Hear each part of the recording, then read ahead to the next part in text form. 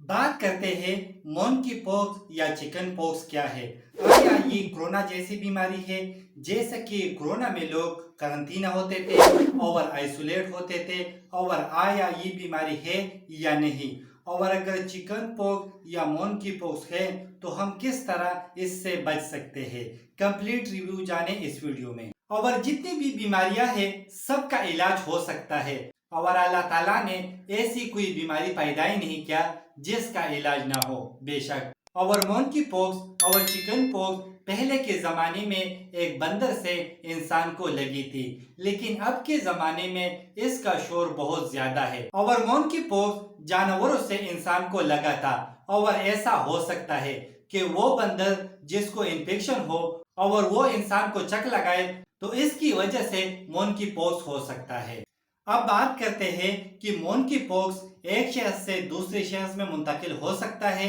तो वो शख्स जिसको मोंकी पॉक्स हो तो उससे हाथ मिलाने से दूसरे शख्स में मुंतकिल हो सकता है।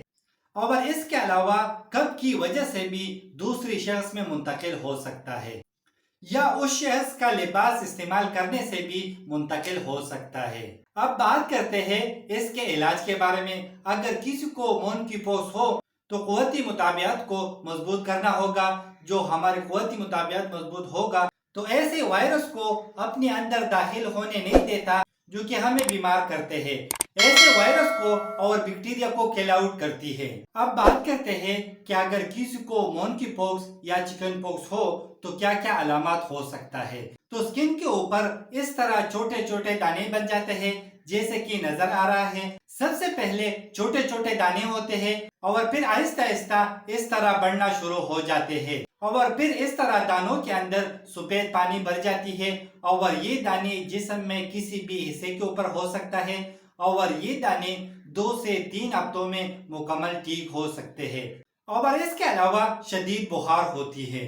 अब बात करते हैं कि चिकन पॉक्स या मोंकी पॉक्स कब खतरनाक होती है।